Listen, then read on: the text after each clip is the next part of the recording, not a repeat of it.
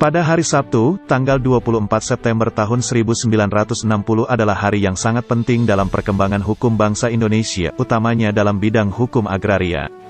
Tanggal bersejarah ini merupakan hari diundangkan Undang-Undang Nomor 5 Tahun 1960 yang dikenal dengan Peraturan Dasar Pokok-Pokok Agraria.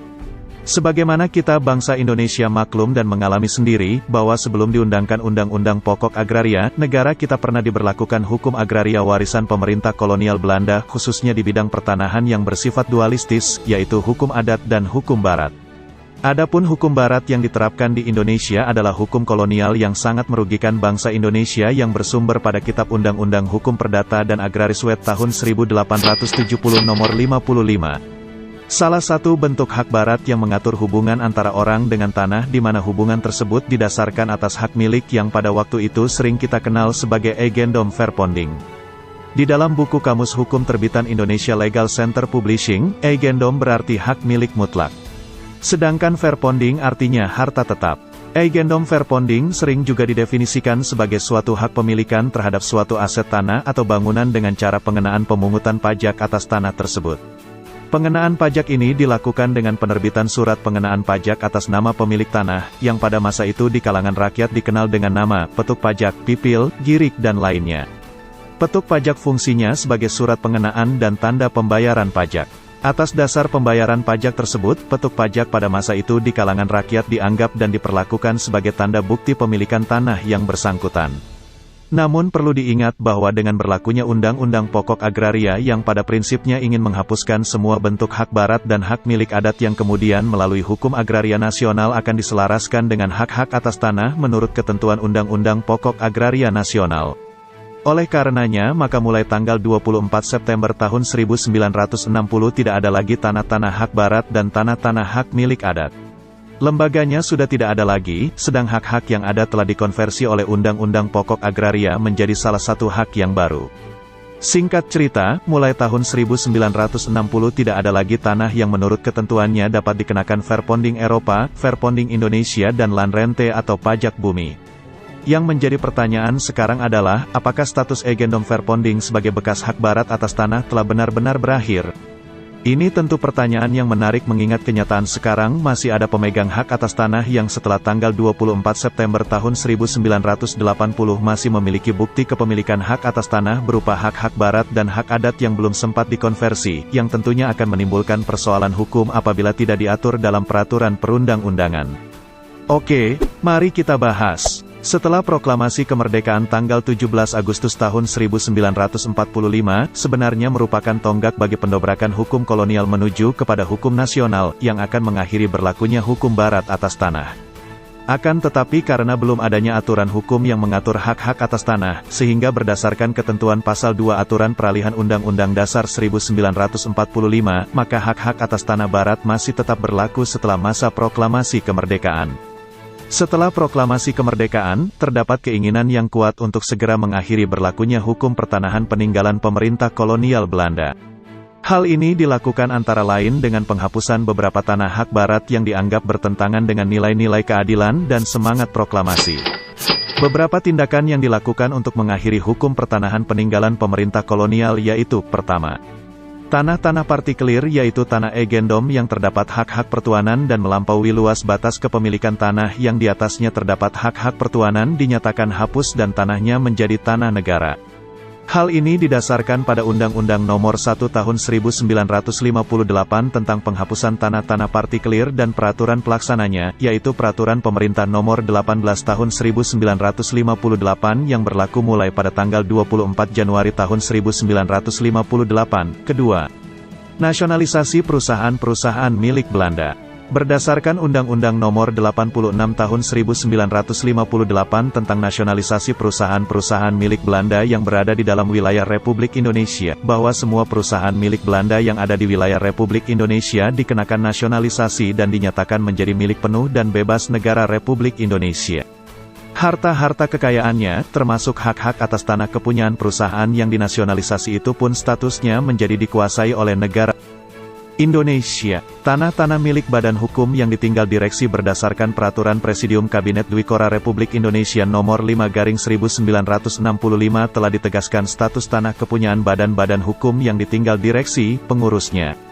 Dalam peraturan tersebut dinyatakan bahwa semua rumahan tanah bangunan kepunyaan badan-badan hukum yang direksi, pengurusnya sudah meninggalkan Indonesia dan menurut kenyataannya tidak lagi menyelenggarakan ketatalaksanaan dan usahanya, dinyatakan jatuh kepada negara dan dikuasai oleh pemerintah Republik Indonesia. Untuk benda-benda tetap milik perseorangan warga negara Belanda yang tidak terkena Undang-Undang Nomor 86 Tahun 1958 tentang nasionalisasi diatur dengan Undang-Undang Nomor 3 Tahun 1960. Untuk mengurus benda-benda tetap milik warga Belanda tersebut oleh Menteri Agraria dibentuk panitia yang dikenal dengan Panitia Pelaksanaan Penguasaan Benda Tetap Milik Perseorangan Warga Negara Belanda.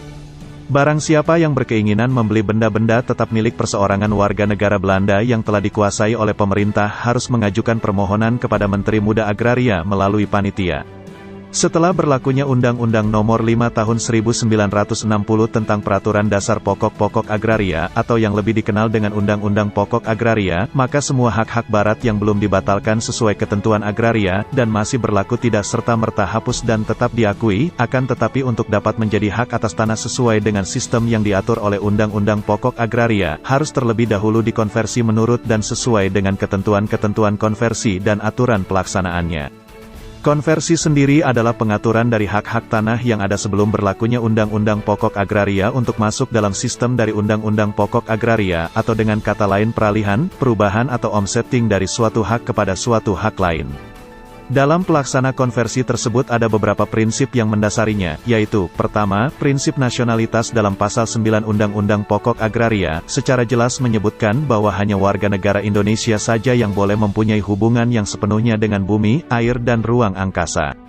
Badan-badan hukum Indonesia juga mempunyai hak-hak atas tanah, tetapi untuk mempunyai hak milik hanya badan-badan hukum yang ditunjuk oleh Peraturan Pemerintah Nomor 38 Tahun 1963 tentang penunjukan badan-badan hukum yang dapat mempunyai hak milik atas tanah, antara lain, bank-bank yang didirikan oleh negara, perkumpulan-perkumpulan koperasi pertanian yang didirikan berdasarkan Undang-Undang Nomor 79 Tahun 1963, badan-badan keagamaan yang ditunjuk oleh Menteri Agraria setelah mendengar Menteri Agama, dan badan-badan sosial yang ditunjuk oleh Menteri Agraria setelah mendengar Menteri Sosial. Kedua, pengakuan hak-hak tanah terdahulu. Ketentuan konversi di Indonesia mengambil sikap yang manusiawi atas masalah hak-hak atas tanah dengan tetap diakuinya hak-hak atas tanah sebelum berlakunya Undang-Undang Pokok Agraria, yaitu hak-hak yang pernah tunduk kepada hukum barat maupun kepada hukum adat yang kesemuanya akan masuk melalui lembaga konversi ke dalam sistem dari Undang-Undang Pokok Agraria. Ketiga, penyesuaian kepada ketentuan konversi sesuai dengan Pasal 2 dari Ketentuan Konversi maupun Surat Keputusan Menteri Agraria maupun dari edaran-edaran yang diterbitkan, maka hak-hak tanah yang pernah tunduk kepada hukum barat dan hukum adat harus disesuaikan dengan hak-hak yang diatur oleh Undang-Undang Pokok Agraria. Keempat, status quo hak-hak tanah terdahulu dengan berlakunya Undang-Undang Pokok Agraria, maka tidak mungkin lagi diterbitkan hak-hak baru atas tanah-tanah yang akan tunduk kepada hukum barat. Setelah disaring melalui ketentuan-ketentuan konversi Undang-Undang Pokok Agraria dan aturan pelaksanaannya, maka terhadap hak-hak atas tanah bekas hak barat dapat menjadi tanah negara karena terkena ketentuan asas nasionalitas atau karena tidak dikonversi menjadi hak menurut Undang-Undang Pokok Agraria dan dikonversi menjadi hak yang diatur menurut Undang-Undang Pokok Agraria seperti hak milik, hak guna usaha, hak guna bangunan dan hak pakai. Selain itu, menurut buku Hukum Pendaftaran Tanah karangan Yamin Lubis, pemberlakuan konversi terhadap hak-hak barat termasuk agendom dilakukan dengan pemberian batas jangka waktu sampai 20 tahun sejak pemberlakuan Undang-Undang Pokok Agraria. Artinya, mensyaratkan terhadap hak atas tanah agendom dilakukan konversi menjadi hak milik selambat-lambatnya tanggal 24 September tahun 1980. Namun, ternyata memang sampai saat ini masih ada tanah-tanah berstatus agendom yang belum dikonversi. Terhadap tanah yang masih berstatus agendom tersebut masih dapat dilakukan konversi menjadi hak milik.